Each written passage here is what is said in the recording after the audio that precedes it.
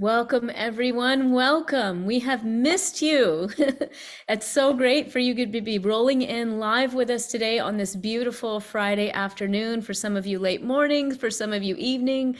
I know that our Chi community comes from all over the world, and we're so thrilled to all be together for a very, very special conversation. As folks are rolling in, feel free to jump into the chat. Let us know where you're coming in from. It's always awesome to hear where everyone is scattered around the world. So don't be shy. Feel free to throw in the chat and say hello. Hopefully it's not disabled. Okay, we've got Dana from Santa Fe saying hi. Let's see where other folks are coming in from. And hopefully we've enabled chat so we can do that. My name is Dr. Shamini Jain. I am the founder and CEO of the social profit Consciousness and Healing Initiative. So for those of you who are part of the Chi or Consciousness and Healing Initiative community, welcome. We have missed you. We hope to bring the monthly webinars back. We know we usually have them at this time and place, and we're working hard behind the scenes to get all of our finances completely aligned in our processes so that we can reinvigorate our beautiful webinars. We miss being together so much.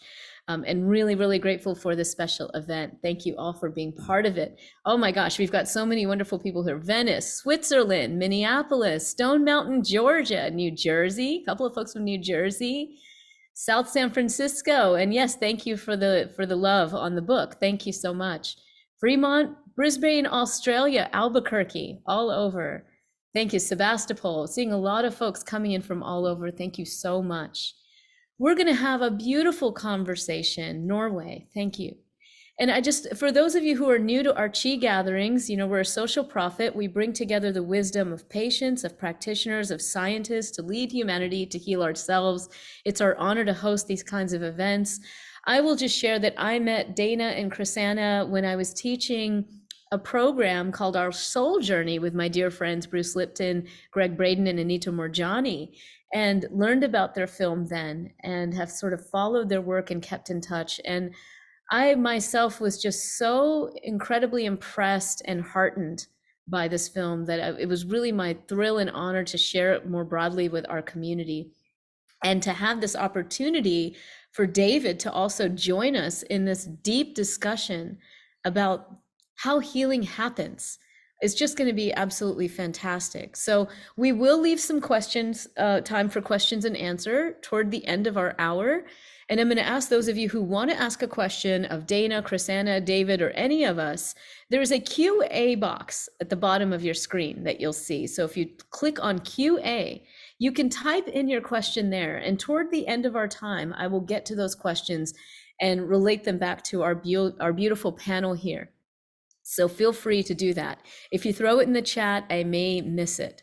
And again, thank you for everybody here. Norway, Latvia, Boston, amazing. Just love it. Love it. So I'm going to take a minute to introduce to you these beautiful folks that are with us and explain a little bit about their roles in the film that hopefully you've already seen, but if not, there is of course still time. You've got your ticket and we look forward to you watching it. We'll first start with Krisanna. Krisanna is the director of Love Heals, and she's been passionately producing film and video content since she was 16 years old. She's the primary cinematographer for Love Heals and also did all of the editing, audio mastering, and color correction herself. Wow. She believes, as you can see so powerfully in the film, she believes in the power of storytelling and pours her heart and soul into each story that she has the privilege of sharing. As an independent filmmaker, she's able to craft stories in a way that reflect her heart of love and compassion for the person on the other side of the lens. And that is so brilliantly felt in this film, Krisanna. Thank you. We also have with us Dana. Dana is the producer of Love Heals and featured as the main character in the film. Her journey is totally inspirational as it's full of many obstacles, including 2 unsuccessful spine surgeries in 2020, but also deep, deep inspiration and insight into the way of healing. Dana still experiences chronic pain, but she's also been able to harness the power of ancient mind-body practices and biofield practices to facilitate continued healing in her body, which is rippled out into every area of her life. And we have with us the wonderful and brilliant Dr. David Hanscom. David is a spine surgeon who practiced complex orthopedic spine surgery for 32 years. However, David quit the spine surgery practice in Seattle, Washington, to present his insights into solving chronic pain. And this evolved from his own 15-year battle with it. He eventually escaped from the ordeal and discovered that mental pain and anxiety is the biggest issue. He has a book called Back in Control, A Surgeon's Roadmap Out of Chronic Pain, and we'll be talking more about some of the programs that he facilitates and his insight, both from a practical and a scientific level, on why chronic pain exists and what we can do about it. Thank you all so much for being with us today. It's just an honor. Thank you. Krisanna, I'd love to start the conversation with you and what motivated you to do this, because when I saw the film, I thought it was so powerful. And as you know, there have been several films about healing. I've been in several of those films about healing. And so I know them sort of from the inside out. And I think they're all beautiful. But there was something about this film in particular that touched me really deeply. And it was the mastery that I found in the way that you helped share these really deep and poignant stories so that we could really get an insider's view on what chronic pain is like and what the healing journey is like. So I'm curious about, anything that you'd like to share about why you decided we need to do this film and what your journey was like as you were going through it. Thank you for that question. Thanks for having us as well. This feels like a very tender few days because Dana might share more about this, but it's been, let's say a few days ago, the 16th was 3 years since Dana's second spine surgery. And 3 days ago, Dana's dad had almost the exact same spine surgery that she had.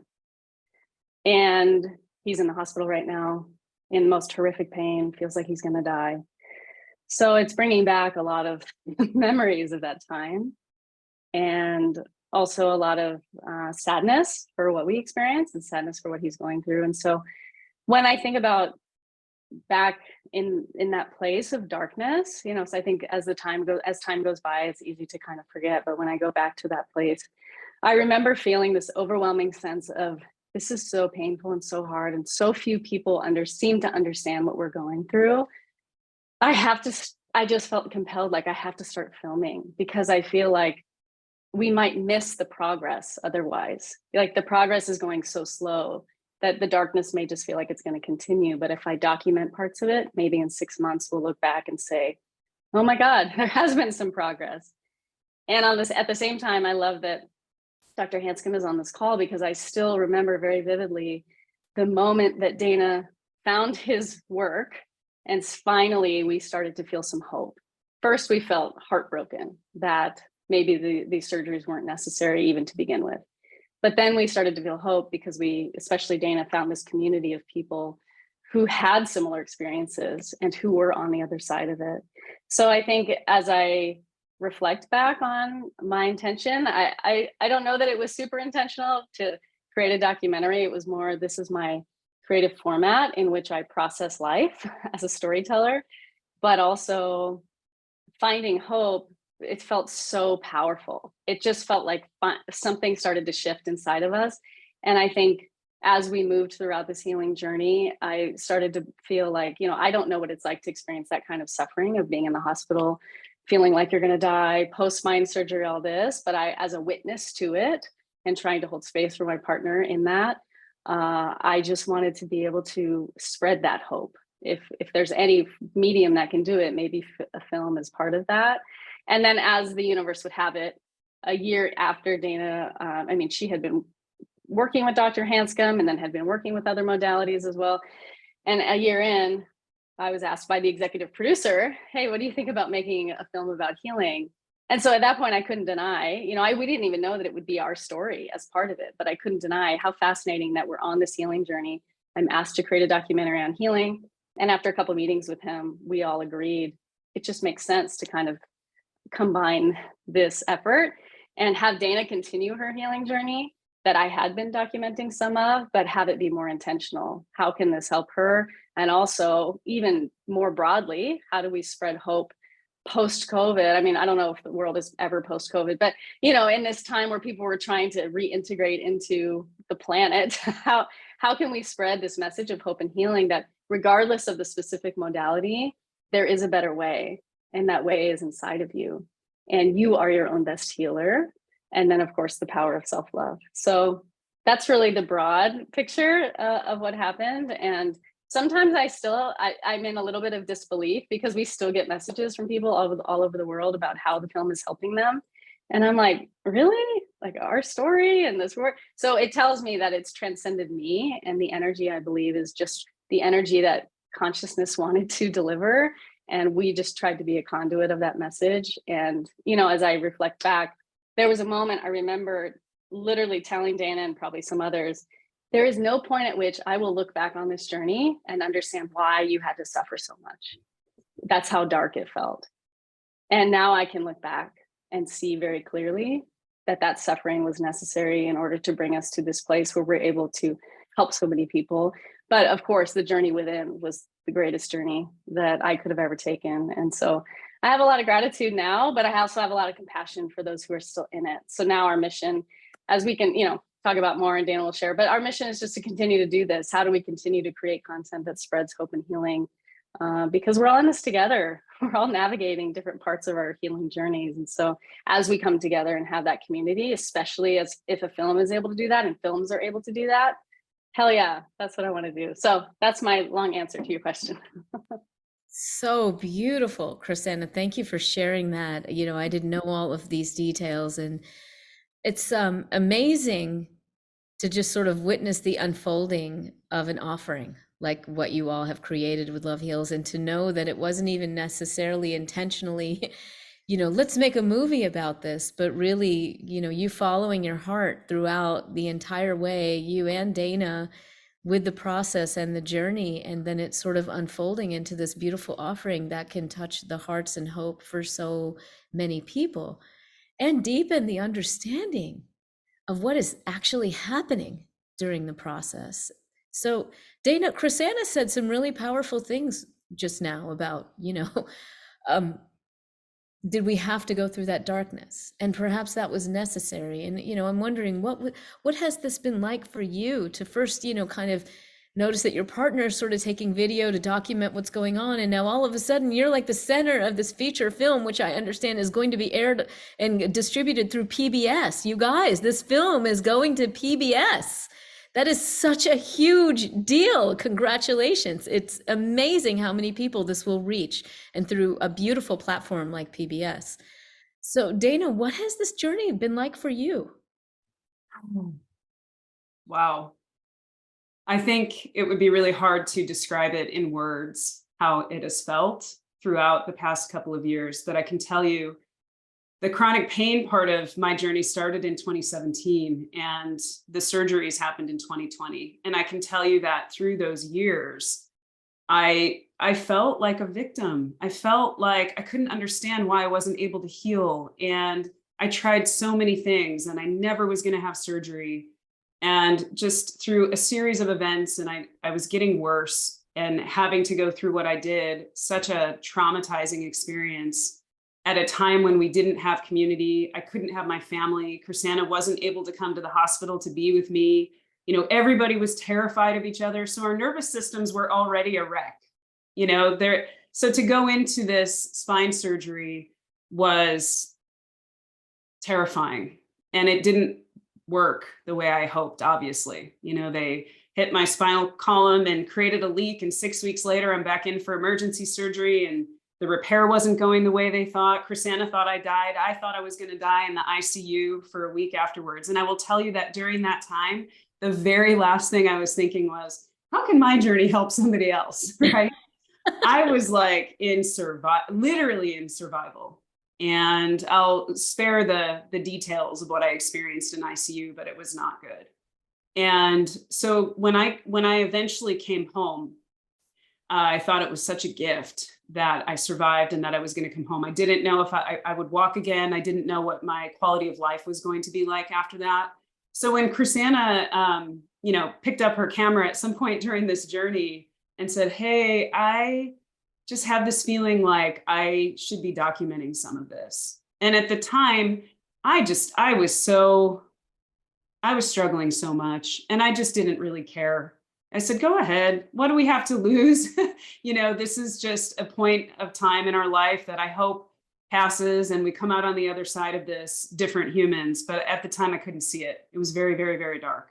So I think I was feeling, especially after the surgeries, truly like a victim, because I was told that this was a non-elective surgery at a time when the only people in the hospital were people dying of COVID, essentially.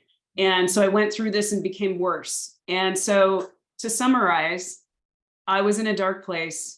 Krisanna's filming. We're trying to go through this alone, but together, thank goodness. I don't know how I would have survived without her. She is the best caretaker, loving human on the planet that I could possibly ask for. I don't know that I would have survived it without her.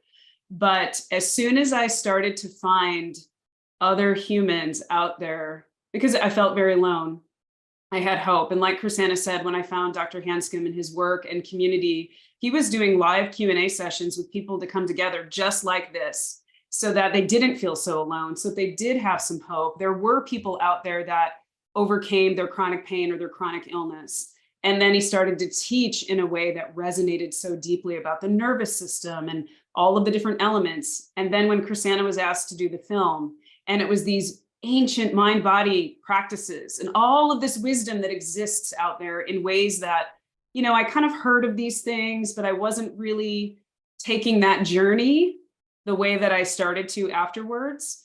It was just revolutionary for me to think, okay, not only am I not alone, but there are ways that we can help ourselves. Even though I had these surgeries, I know that there is hope for me. And so no matter what circumstance anybody is in, these practices can help you, whether it's structural or these mind-body illnesses or pain, it doesn't matter. And so having that hope and having this direction and then getting into the film, the only thing I can tell you is I had this mindset of, oh my gosh, what if I don't heal for the end of the film? What if I'm not okay? No. Like, I have to heal. So I started to put pressure on myself. And Krisanna's like, listen, this has to just be authentic. If you're not 100%, it's okay. And so I had to let that go. And I truly did, because authenticity and vulnerability is what this film is literally built on. And it's real and it's raw. And we put ourselves out there in a way that we never thought we would. I mean, truly, I look back on it and think, I let some of the most vulnerable moments of my life be filmed. And now they're being shared with the world, and people see them and they say, oh my gosh, me too. Or, oh my gosh, there's other tools that I can use to help myself. And maybe they're willing to take one step into taking that journey inward and helping themselves heal in a multitude of ways. It's just unbelievable. So to summarize, I went from victim, I can't understand why this happened to me, to thank God this happened to me. And I had a partner that was willing to go on this journey with me and document it. And then we had 18 other people willing to trust us and take that journey with us, so that anybody that sees this film can see themselves somewhere, whether it's the caretaker or a person who is suffering, and they can see the light at the end of that tunnel. So that is just the most amazing gift that we could have been given and that we could have gifted the world. So I'm really honored that our film is being accepted on a platform where millions of people will see it. Yeah, it's amazing, Dana. And thank you for just reminding us that the path of healing is one of coming into our vulnerability and authenticity. And, for you guys to share what you've done on camera and with your colleagues who are also part of this film. So many people working with chronic pain from different origins, exploring the traumatic origins that link to chronic pain. We're about to dive into a really deep discussion with Dr. David Hanscom about this. And I know that those of you who are part of the CHI community, the Consciousness and Healing Initiative community, for those of you who aren't familiar with our work, a lot of our work really focuses on what we might call the science of energy healing. We call it the biofield. And for anyone who hasn't been familiar with that term, I'm just going to break it down really quick. term coined by scientists in the 1990s at the National Institutes of Health that refer to fields of energy and information that guide our health. So there's not just one, but many biofields. We can look at biofields of cells, of bodies, of trees. We can measure certain aspects of biofields electromagnetically, and we do that. We can even look at electromagnetic devices. But then there are these ancient practices of healing, like internal Qigong, like the Taoist practices that are featured in this film, self-healing practices, as well as energy healing practices like Reiki, therapeutic touch. So a lot of our work at the Consciousness and Healing Initiative has been to demystify this area and explain the real cold, hard evidence behind it.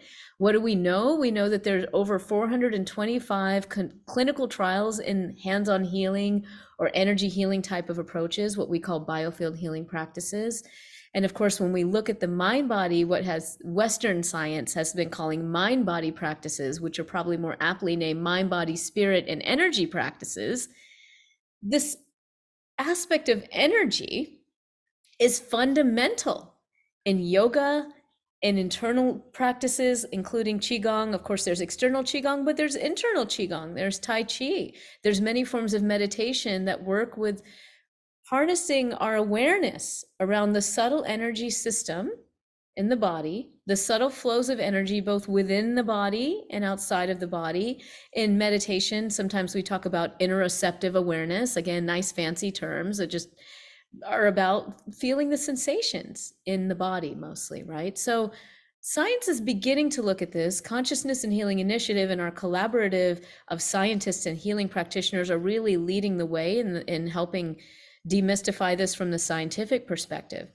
But there are many ways of looking at this, and we can certainly instantiate it, really ground it in the physiology, in the nervous system. So there's a linkage with the energy in the nervous system, but there's a lot to say just about the nervous system and its role in processing emotion, trauma, and pain. And we have with us one of the world's leading experts in this area, which is Dr. David Hanscom. And David, I know you've thought about this deeply from your own personal experience, working with patients, and your scientific, deep scientific mind. What's going on? What's going on in chronic pain? Why haven't we solved these issues with allopathic medicine? So a couple of things, and I won't go into a huge amount of detail because I'm just going to encourage people to utilize the resources I put out there, Krisanna put out there, Dana and you, because the people that understand healing are all saying the same thing. So I'm going to stay out of the details today on purpose, but I'll just give you a background. I'm an orthopedic spine surgeon. I trained at one of the top spine fellowships in the world in 1985, 86. I came out as one of those surgeons doing surgery on everybody. I thought it was my job and duty to do that. So I've been on both sides of this fence where I was doing surgery after surgery after surgery, and we were doing fusions for back pain back then. And we're all trained on a very structural basis for disease. And then I found out nobody knew the data back then. Then the data came out in 1993 that the success rate of a spine fusion for back pain was 22%. And I thought it was 90%. And I just stopped. Didn't know what to do, but I just stopped. At the same time, I went into a 15-year journey into what I call the abyss with severe chronic pain. I had 17 different physical and mental symptoms at the same time. I will tell you that they're all gone. And it sounds crazy, but what I didn't know, and we actually learned this in medical school, is that every organism, their first duty in life is to survive. So bacteria to mammals to human beings, we avoid threat and we seek safety. And you have to avoid threat to stay alive. You need safety to regenerate your fuel supplies. So the essence, and by the way, it's not chronic pain anymore. It's every physical mental disease is connected by the same cellular dysfunction. Clear at the genome level, the DNA, and the mitochondrial level, which is the little engines in the cell. Every cell has the same dysfunction. Your whole body's involved in fight or flight chemistry. So if you're in a state of threat or defense, then your body is consuming fuel. When it's sustained, the body breaks down. So the essence of disease is sustained fight or flight. The essence of healing is sustained safety. And I quit my practice because we're on a very structural basis in medicine. So I have two visions in life. One of them is to connect medicine back to the data. This is all stuff we learned in medical school. Nothing I'm saying here today is new. And then also to understand that unless you have an individual relationship with your clinical provider, nothing else matters. In other words, if you can't feel safe with your doctor or clinician or whatever field you're in, where can you feel safe? So without that original union of feeling safe, whatever else we do just doesn't matter. So the essence of disease is sustained, what we call threat physiology. You're consuming resources, the body breaks down. And what happens, there's ways of processing your stresses. You have less impact on your nervous system. There's ways of increasing the resilience of your nervous system. And then there's ways of directly altering the physiology or the chemical output to allow yourself to go from threat to safety. So we call it dynamic healing. We help people deal with the input or the circumstances. We increase the strength of the nervous system. We teach tools to directly lower the physiology. And Dana and I had this conversation. We talk about love heals. As a surgeon, I thought this is just crazy. I mean, what are you talking about? It turns out that love is a profound sense of safety. And what's exciting to me, and Dana's a great example of this because she was in a pretty deep hole, I call it the abyss, that when people heal, it's not about David Hanscom, it's about their connecting to their own capacity to heal. Hear it. So it's miraculous what happens, but life itself is a miracle. And again, I can't fix people, but Dana is one of the examples. She found ways to connect her own capacity to heal. Every person is completely different. And so it's a matter of connecting to your own healing capacity and allowing your body to heal. And the changes are not only profound, it's not like you do this, this, and this, and you're fixed for a while. And Dana, again, I talked to her a few weeks ago about this, is that she worked with me for a while. Her pain was quite a bit better. Then over the last 6 months, her pain is getting even better. So once you switch into a healing mode, your brain continues to grow in a way that you want it to grow. And I can't tell you, people thrive at a level they never knew was possible, including me. So I was in the deepest hole ever for 15 years. I was actively suicidal. I was out of here. I was not going to do this anymore. So to take people who have no hope, I call it the abyss, and show them a way out, it's an incredible experience. So I'm grateful I got through my experience. I think the reason why the sequence has been effective that I present, again, based on science, is I tried everything possible and most things didn't work. So if something worked just a little bit, it started gravitating there. So there's a sequence of learning the skills to process threat physiology into safety that has evolved. Again, we call it dynamic healing. It's very self-directed. Each person by definition has to do it themselves. So I'm not great at listening, as Dana might know, but I'm really curious to hear Dana's perspective about what she went through. But I just want to summarize that I use this book called Way to Love. It's written by Anthony DeMello. It's a very profound book. And it's really the way to awareness. And awareness is the key to all of this stuff. And this is one of the basic books that we use to heal. And again, I look at myself, I'm listening to you and going, I used to be a surgeon. So, we just don't think this way. We think structurally. A final thing I'll say is I'll quote Bruce Lipton, who really changed my perspective, because Bruce and I become good friends. We work together, we create things together. We put a series of 4 videos together, sort of summarizing our body of work, and we're almost word for word dead on.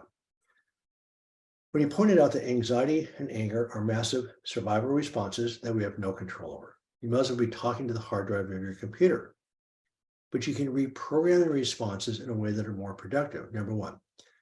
And then the analogy he used, which is a little bit crass, but it's clear. He said, look, a parked car has no symptoms. You have to turn the car on. So anyways, when I say the word physiology, it's how the body functions. So his point being that what's the difference between a human being and a cadaver? It's the same structure, but the human organism has been able to take energy from the universe and repurpose it in a way to create life and consciousness. And so it's the energy that makes us alive and well. It's also energy that makes us sick. So again, allowing yourself to be open to the healing energy is a big deal. So the science now shows that these outside forces, we can talk about that in a second, actually change your body's chemistry.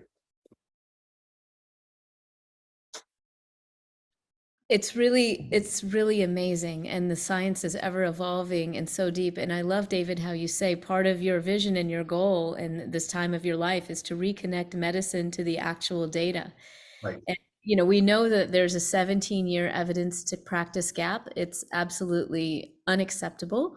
And that's why the work that you're doing, the work that this movie is doing, the work that the Consciousness and Healing Initiative is doing to get out there first, the reality of healing, that healing is possible, that it actually isn't too complex from the inside once we just surrender to that process. Right. That's important, but also that there's a real science behind that, and we might dig in a little bit more. We have a little bit more time and we might dig into that. I just would love to share from my perspective. Sometimes people will ask me, because of the work I've been doing so much in both psychoneuroimmunology, which is my home field of my doctoral work and my research, but also biofield science. Well, so how does energy, the seemingly nebulous thing, and people are doing these kinds of practices and there's water up, fire down, how does this work? How does that actually work with the physiology? And we're learning so much. And I've detailed a lot of this in my book, Healing Ourselves, which I know a lot of you have read. Thank you for that. And there are many, many studies. We have a lot of resources in our and the Consciousness and Healing Initiative website, free resources that detail a lot of the science.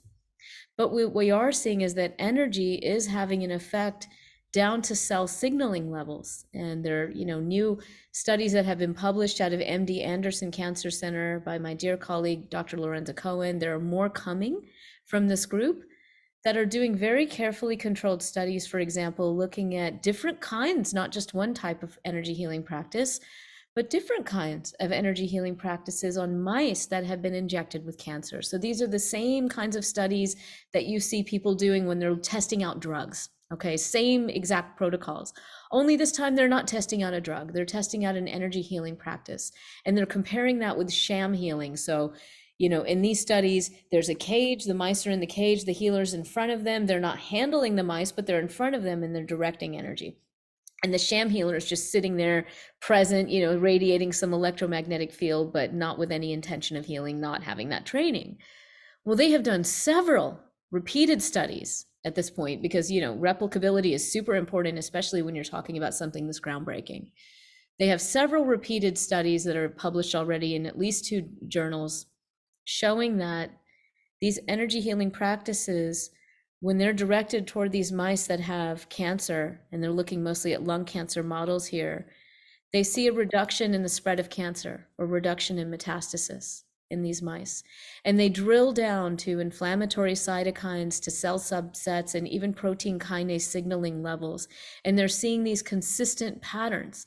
So it seems that energy is getting under the skin in ways that we're just beginning to uncover. We haven't even figured out all of the ways that it's happening. But it's not just happening on the physical level, because of course the physical, many people would say, is just a reflection of what's happening in the emotional, physical, spiritual landscape. And I'm curious, Dana and Krisanna, as you also witnessed the transformation in your colleagues as they were at the Mago Center in Sedona, and they were engaging in some of this beautiful inner healing work. What did you notice about them?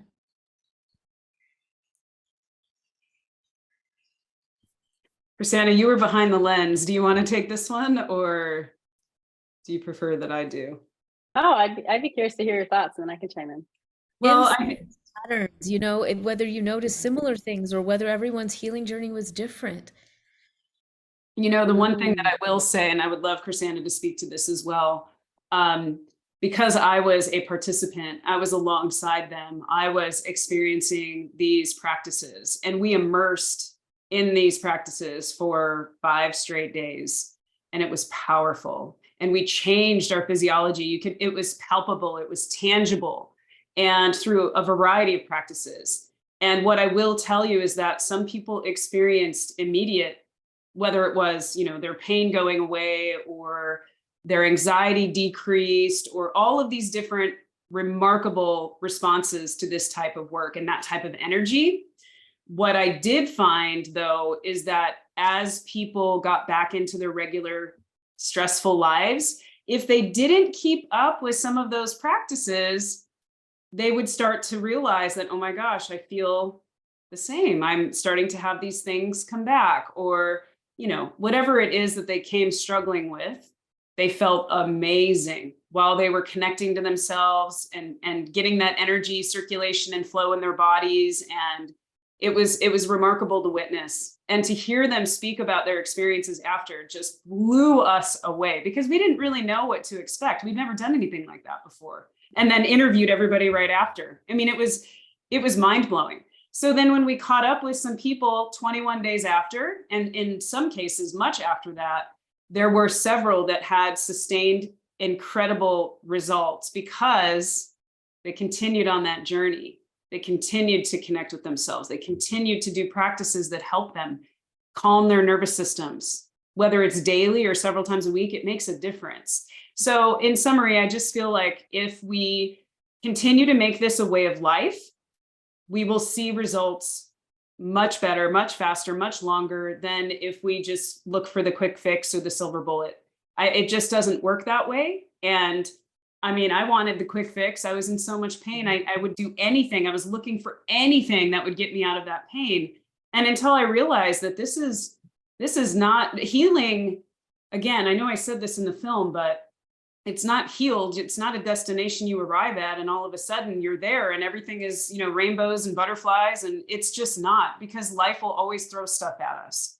And when we have emotional and mental stresses, it shows up physically always in some capacity, right? So I think it's just the idea that this is something that we incorporate into our daily lives like a lifestyle, and connecting with that energy and pouring into ourselves, because we deserve it. We spend so much energy outside of us. When we give that energy to ourselves, then we see a very long lasting impact, and people that show up very differently in the world, not just how they feel in their bodies, but their relationships change. They start to live a quality of life that, I mean, I'm doing that right now. I never thought possible. And I'm probably 90% of the way there. My chronic pain has decreased so much, but I stopped doing it like a checklist. Oh, I got to do this to get this result and this to get this result. I was doing it and actually aggravating my nervous system because I had so many expectations of myself. Having compassion for ourselves and just doing it because it's the right thing to do for who we are and how we want to show up as the best version of us, those symptoms go away. So that's what I saw. Okay, Krisanna, sorry. I'll just add a quick 2 thoughts. I loved all that. And I guess as I observed, there was something very interesting where it seemed to me that regardless of what someone was going through, in order to really continue down this path that we were encouraging them to take, they had to have a very compelling why.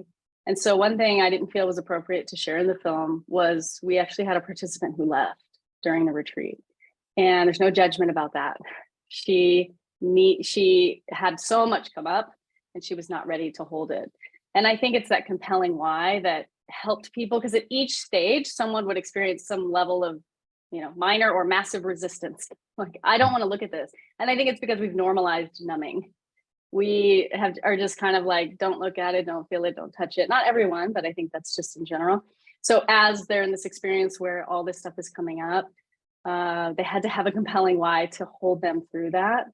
And some got to a point where they just were like, that's enough. And I just thought that was beautiful too, to honor like what their body and brain could handle in terms of what they were looking at, and then maybe down the road. But I think the other piece of that I observed that was a theme was, even for those who may not be doing a daily practice, they now had tools that when something big would come up, they would tell us, even months and months after we were done filming, like, oh my God, I had this crisis. And you better believe the first thing I was doing was tapping my chest or focusing on deep breathing or really just spending time getting quiet. And so I think that was really amazing. I think we can have this measure of judgment for ourselves and each other about how much we do, and is it a daily practice and is it not? But just to know that they had access to this new toolbox in which, when their why was really compelling and they were facing something, they had a place they could go. I don't know, I'm curious about all that. It's something that I observed and thought, yeah, I think all of us just need that toolbox to be able to touch it, and then have that foundation of, and so for some people, I think they have to suffer more in order to be ready. So even as we see family and friends going through stuff, we're very careful to not push things on them, because when their suffering is great enough, then they'll say, hey, what was that thing you guys did in the film? And what's that thing you guys tried? And so we wait for the questions, because then we know they're open and ready, because that's their own personal journey, and how beautiful that they're on it. And, you know, they have to maintain that sovereignty for themselves. That's beautiful. And thanks for sharing, you know, that everyone's journey is different. And I'm wondering, as I'm listening to all of you and listening to all of this wisdom that's been shared so far, there's something in me that would love for us to tie these threads together even more. We're talking about fear and love, and the physiology of fear and love. We're talking about self-love. We're talking about trauma resolution, and we haven't totally touched on those potential connections with trauma and pain, although we have talked about anxiety. You know, from a non-dual perspective, let's say, from a spiritual perspective, these tools in our toolbox are absolutely important, but why? You know, why is the question. Why is it that if we don't engage in these practices, we fall back? Well, we fall back into the fear, right? We fall back into our conditioning, our not enoughness, our to-do lists, our typical anxiety. As David said, part of us is we're hardwired to have a bit of sympathetic overdrive. It was healthy for us at one point, and now it's sort of run amok. And the society that we live in and the inputs that we have exacerbate this fear response, right? So these practices, though, to me, it's not even that they just take us out of fear response and calm our physiology down. Absolutely, they do. But on the spiritual level, it seems like maybe what they're also doing is expanding our sense of who we are, right? Expanding our sense of self, our sense of connection, our sense perhaps with the spiritual dimension, however we define or describe that there is a sense of course, the love, which we often describe as self-love, the pure beingness of who we are beyond the layers of trauma and all of these things. And I bring this up because when I talk with a lot of my fellow healers, and certainly when we follow these people, when we looked at the sound healing approach for anxiety, we noticed this, and we asked the participants and the practitioners, well, what is actually going on? Okay, you're striking this tuning fork and you're feeling into the biofield of a person with anxiety, and all of a sudden you're getting this information about their trauma patterns. They describe it as rings on a tree, you know, it's their particular process. And they can say, what happened to you at age 4? I'm feeling into this trauma. And they say, well, there's this trauma pattern instantiated in the biofield and I can feel it. It's a stuckness in the field. So I'm bringing it to awareness and I'm helping it release. So from the many biofield practitioner perspectives and spiritual practitioners' perspective, what is happening is we're carrying in our field sankharas, you know, or disturbances, literally, that we're like traumatic residues that we're carrying that then filter our conditioned mind into reacting, into being anxious and all of these things. So when we come into these practices, we get to move sort of beyond that a little bit into the unbounded nature of the self, to just touch into it a bit. And perhaps that's where the energy to heal comes from, this sense of love, the calm physiology. Yeah, so David. So I can offer you a metaphor to consider that I think ties everything together that you're doing. So just consider a tree. Okay, there's the roots, the trunk, and the branches. And I call it the sequence of healing with the letter C. Okay, so the 3 C's are connection, confidence, and creativity. So the key is that just picture the roots of a tree into the soil, with the soil being your entire past to this very second. And we tend to try to analyze it, fix it, whitewash it with self-esteem. But the key, as you've mentioned, is connecting. That means the good and the bad. So it's hard. That's where we need the tools to process it, which is the trunk of the tree.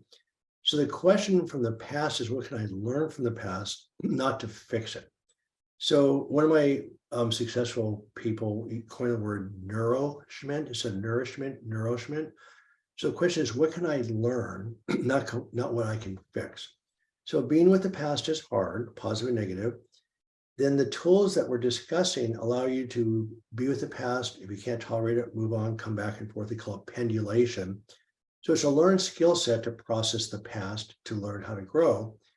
So healing has two aspects. One of it is learning to deal with the stress physiology, which is powerful, much more conscious than the conscious brain. Bruce Lipton's pointing that out very clearly. The real healing occurs as your nervous system moves into joy.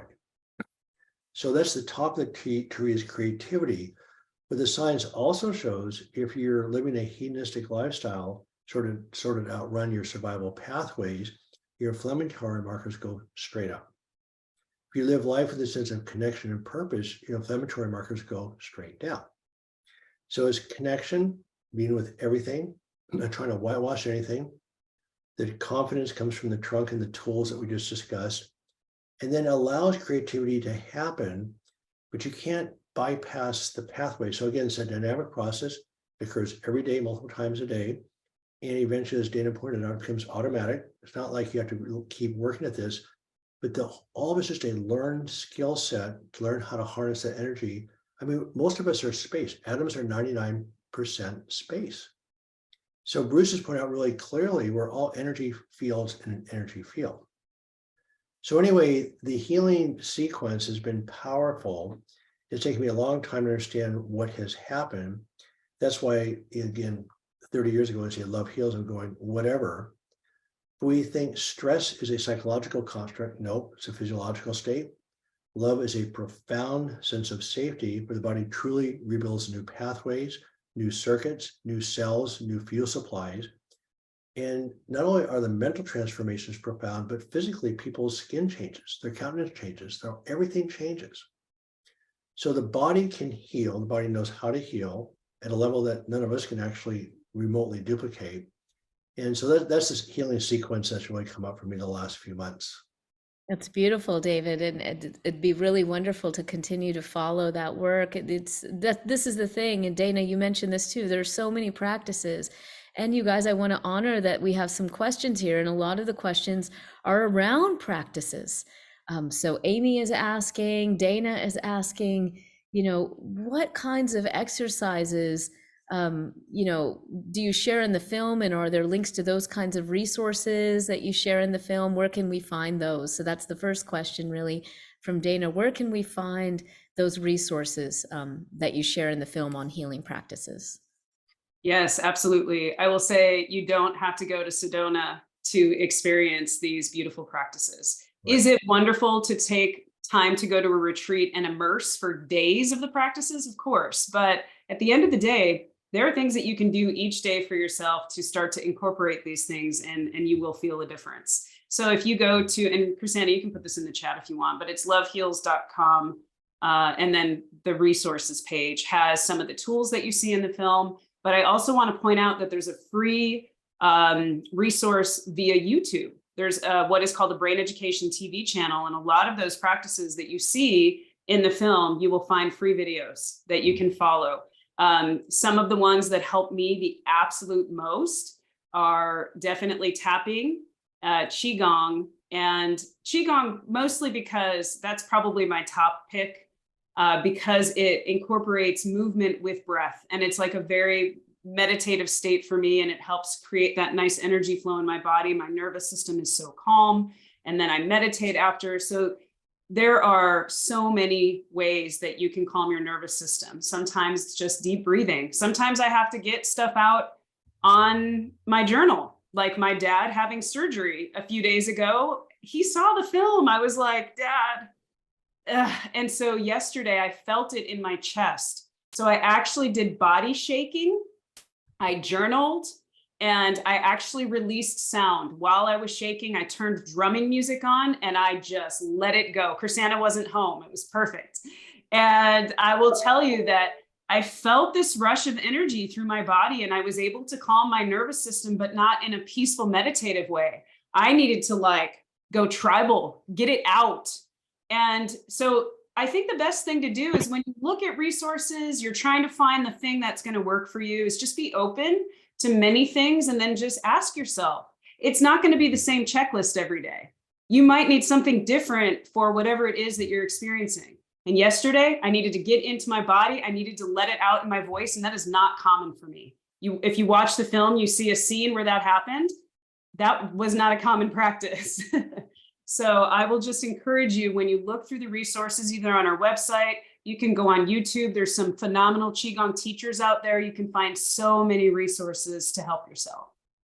Thank you, Dana, for that. Yeah, and I think that really answers Amy's question, who was wondering if you have a particular go-to practice for calming your nervous system and reducing your pain through the day. And I love how you said it's dynamic, and there are many, in our Science of Healing course with the Consciousness and Healing Initiative, we actually really loved showcasing different self-healing practices throughout the course with our different teachers. So we had energy psychology, we had Reiki, we had healing touch, and they all did guided self-practice in the course, right? So it was really a tremendous resource for folks to have fun and explore the different ways, because what do they all have in common? We're all coming into contact with our energy, we're working with the breath, we're harmonizing our nervous system. Some, as you say, are more like get it out, and sound making is really great and helping us have a real palpable feeling of energy in our body and releasing it at times. As you know, I love to teach that stuff. It's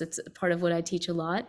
But it can also take you to the transcendent, like with mantra practice. So many beautiful practices. And I love that Krisanna has shared with you all here at the lovehealsfilm.com resources.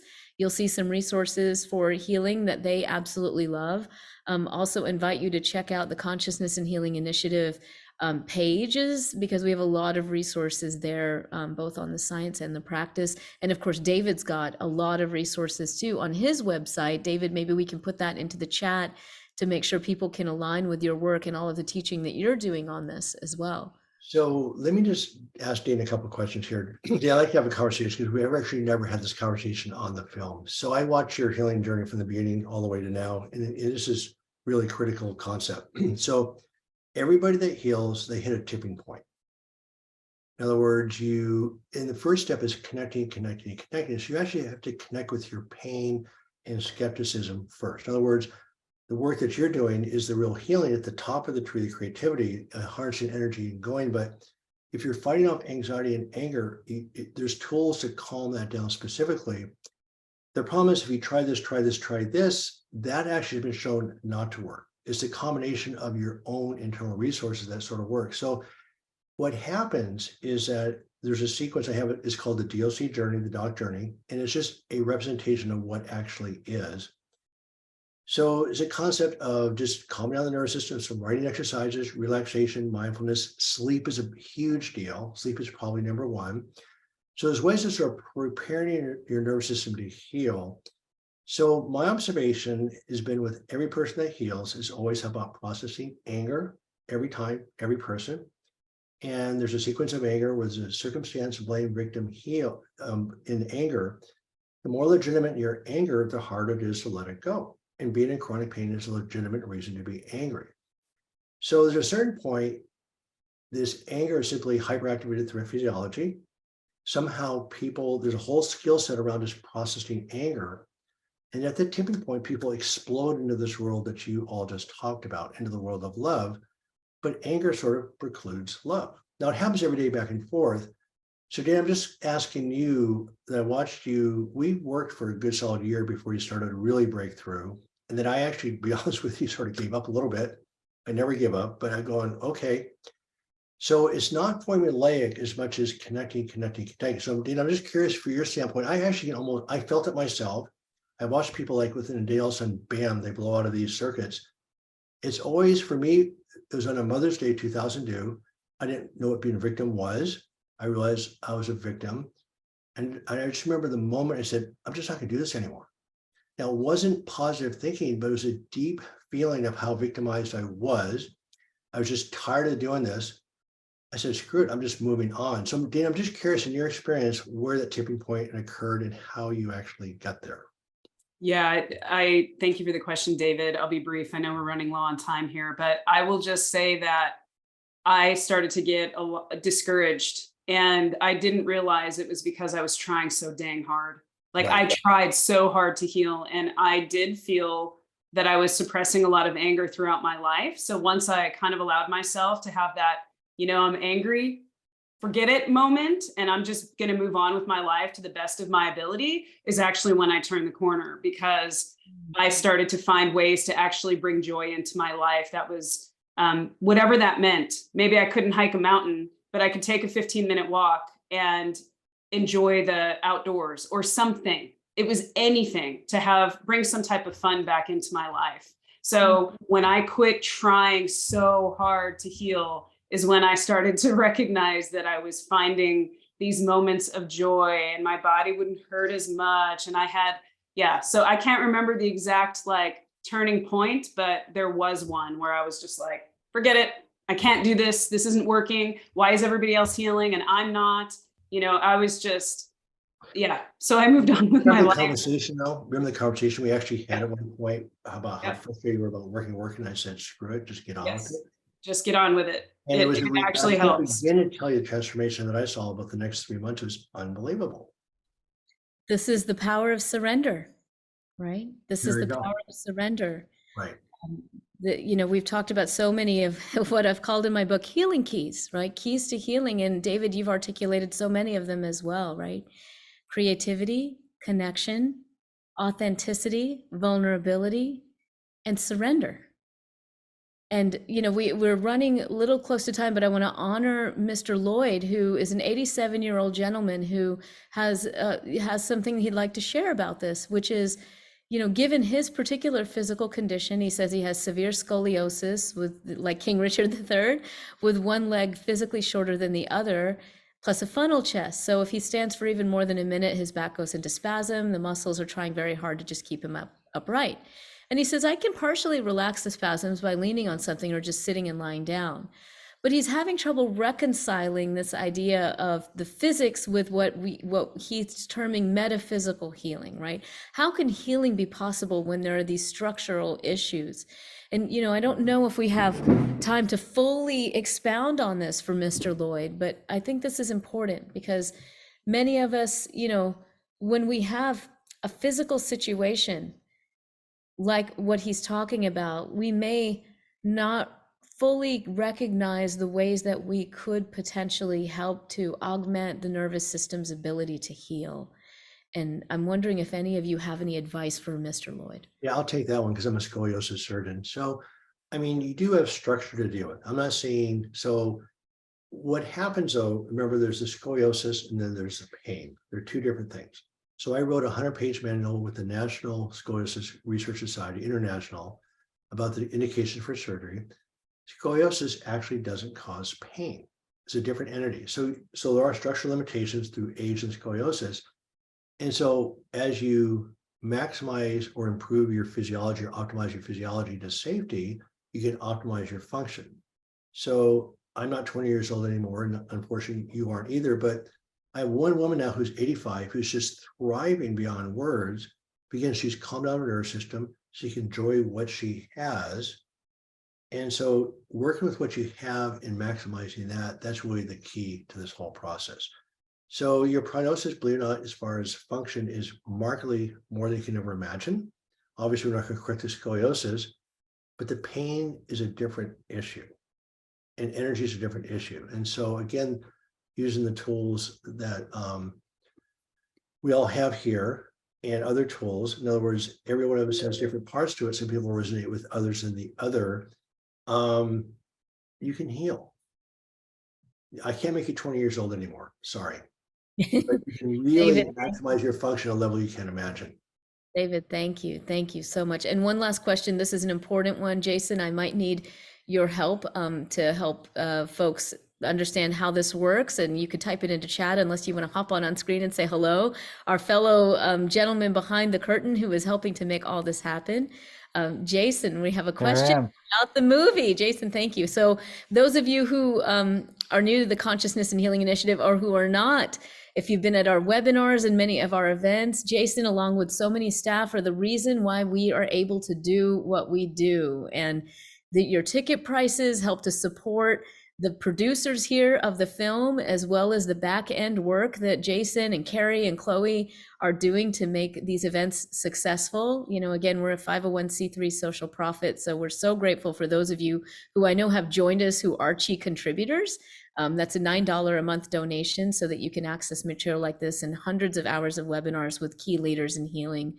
Thank you for being part of that community. So the question, Jason, this event does include the screening of the movie, correct? So how do we access the screening of the movie for those who may have just jumped in recently and gotten the ticket, kind of gone to this particular Q&A, but are curious, not quite sure, how do I access that link to the movie? Can you help us make sure that everyone is resourced with that? So that link that came with the Eventbrite email will be active till the 21st. And I can also put it in the chat right now. Why don't we do that just in case? But sometimes you guys, you know, you'll get an event from Eventbrite, and if you don't see it, check your spam folder. Eventbrite actually has the link to the movie itself. So when you click on that link, you'll be able to directly and immediately access the movie. These ticket prices, you know, we began socializing this, I think about 10 days ago or so. So we've got this 10 days sort of limited time at the moment to watch the film. We may revisit that. We'll explore what is possible. And the film is coming to PBS. And Dana, Krisanna, do you guys know when that is happening? So we are actually actively looking for sponsors to go on that journey with us, which means like Chi could have a 15-second commercial. So we're in the midst of trying to find people who want to be sponsored on our film before and after with us. We're in some discussions with folks. And then as soon as we secure that and Krisanna edits the film down to 56 minutes and 46 seconds, it'll be on PBS, which we're looking at probably July or August at this point. Yeah. Amazing. Yeah. Wow, amazing. All right, well, we will hold great hope and knowing that the right supporters for this film to help get this film on PBS, you get a 15-second clip to advertise your business or, you know, your cause or whatever it is. If you want to help support getting this film onto PBS, you should definitely connect with Krisanna and Dana. And that's, you know, related to questions we're already seeing. How can we donate to promoting the film? Well, just told you, you know, go to Love Heals, go to the film, contact Krisanna and Dana. I think they're also helping to facilitate screenings with community members like we're doing. So way to get the word out about this beautiful, beautiful work. And I just want to thank everyone for coming together in circle today to talk about this beautiful film and the healing journey. No doubt all of us have our own personal experiences with healing, and it's just so beautiful to see it so masterfully woven together in this film. The science, the experience, the practice. Thank you all so much for everything that you do. Check out the chat. We've got links to the Love Heals film, to Dr. David Hanscom's website as well, Back in Control, I believe it's called, and the Consciousness and Healing Initiative website, chi.is. You are well resourced, and we are with you all the way in your healing journey. Thank you so much, everyone, for your time and effort and your love today. Yeah, Love. thank you. Yeah, fantastic. Thank you.